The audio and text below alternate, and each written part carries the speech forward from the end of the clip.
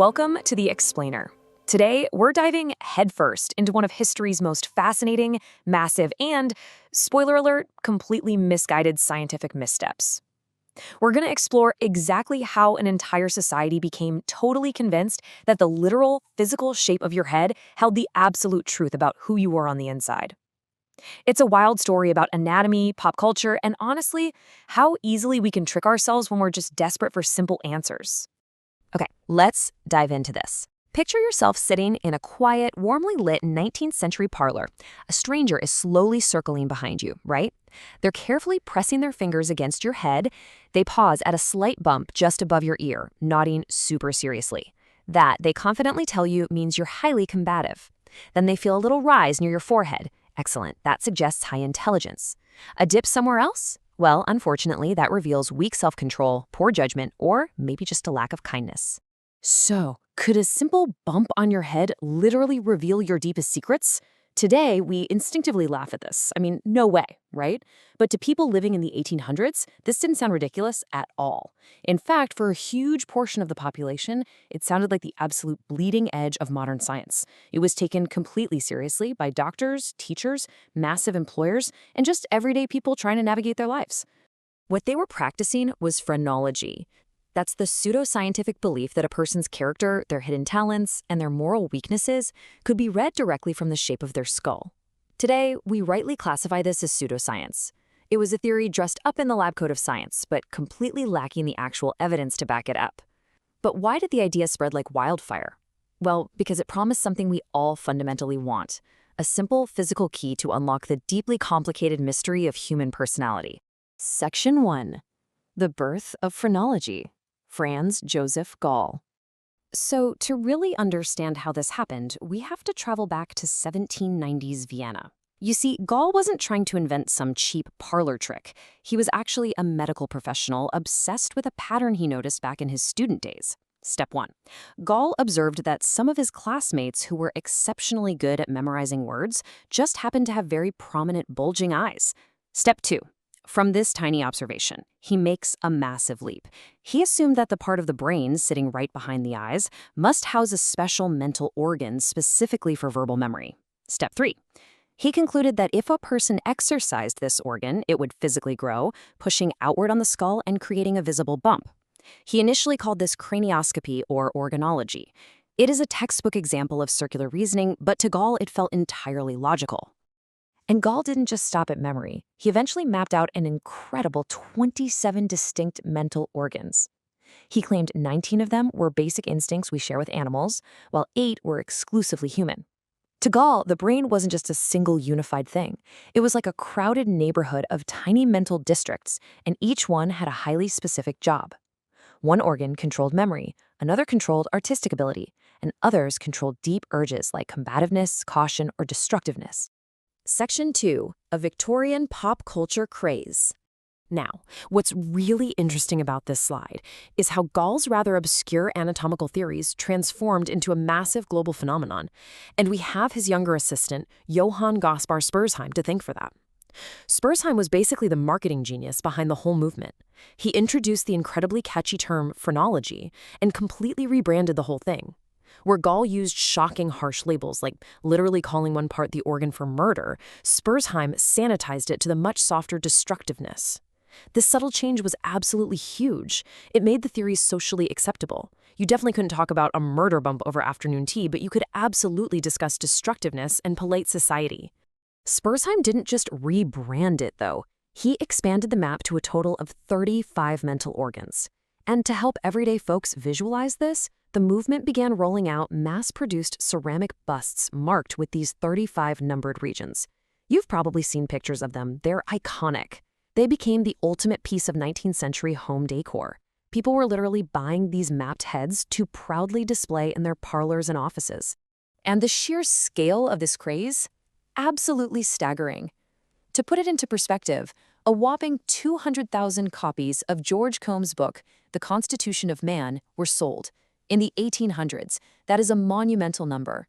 Phrenology basically became the ultimate self-help tool. People paid good money to have their heads read, kind of exactly how people pay for horoscopes or astrology readings today. It was consulted for career advice, for marriage counseling, Even child-rearing. I mean, Queen Victoria and Prince Albert actually consulted a phrenologist about their own kids. Even Mark Twain played around with it. It was literally everywhere. Section 3. The Doctrine and the Dark Side. But we have to remember, this wasn't just harmless entertainment or innocent parlor games. We need to look at the formal doctrine of phrenology and, frankly, the deeply dark side of how these scientific claims were applied in the real world. Let's break down the actual theory. Phrenology rested on 5 central pillars. First, the brain is the organ of the mind. Second, the mind is divided into independent faculties. Third, specific regions house these specific faculties. Fourth, the size of the region determines the strength of that trait. And fifth, the skull mirrors the brain perfectly. Now, here's the kicker. The first 2 or 3 points actually had some real truth to them. The brain is central to thought. But that final leap, the idea that the rigid, external human skull neatly copies the squishy shape of the brain beneath it, was a complete and total anatomical fantasy. So the crucial point is how they managed to prove this fantasy to everyone. Gall and early phrenologists went into prisons and asylums, actively looking for evidence to support their claims. They essentially used a Trojan horse of real anatomical drawings to give their incredibly circular reasoning some credibility. Think about it. If a person was already labeled a criminal or considered dangerous, the phrenologist would just rub their skull until they found some prominent bump. They'd assign that bump to a negative trait like acquisitiveness or destructiveness, and then confidently declare that the bump caused the criminality. It was confirmation bias at its absolute worst. And because it looked and sounded just like objective science, it was very quickly weaponized. Practitioners started using calipers and precise measurements to enforce and validate existing societal biases. They compared skulls to argue for the supposed superiority of Europeans. They claimed women naturally had smaller intellectual organs, arguing they were biologically suited only for domestic life. They even started doing early criminal profiling, claiming they could literally tell who would become a thief before a crime was even committed. It became this incredibly powerful tool that wrapped racism, sexism, and early eugenics thinking right up in the unearned, unquestionable authority of scientific language.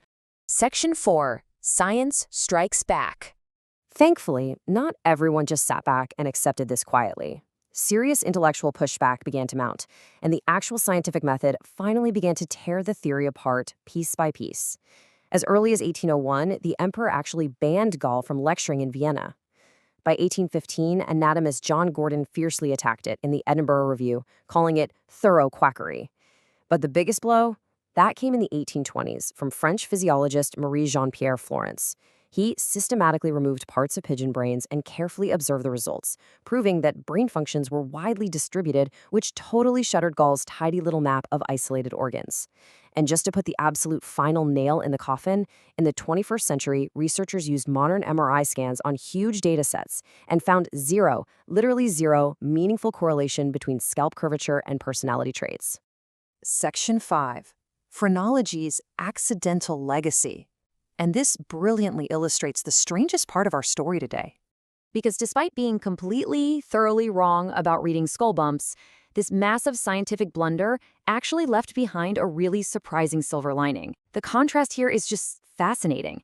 Yes, Gall was disastrously wrong about skull bumps dictating personality. And yes, his external mapping of the soul was pure fiction. But what he got right, it was genuinely revolutionary. He stubbornly insisted that the brain was not just one giant, undivided lump doing everything all at once. He forced the entire scientific community to stop and ask, wait, are specific brain functions localized in specific areas? Later on, genuine scientific discoveries, like finding Broca's area for speech, proved that localized brain function is very, very real. Phrenology essentially asked all the right questions, even while providing the absolute worst possible answers. Which brings us to our final takeaway, as the source material so powerfully concludes with this quote: "Phrenology is a warning. It shows us how incredibly quickly an innocent observation can slide right into a massive assumption. It highlights how easily our own built-in biases can disguise themselves as objective knowledge. But most of all, it reminds us of the profound human temptation to just accept neat, simple explanations for things that are deeply, deeply complex. Human intelligence, morality, and identity, they cannot be measured with fingertips and a pair of calipers. They are messy, they're beautiful, and they are impossible to oversimplify. And we should always, always be skeptical of anyone who tells us otherwise. It really makes you wonder, what deeply held, simple scientific truths of our modern world will future generations look back on as our era's phrenology? Thank you so much for joining me on this explainer, and I will see you next time.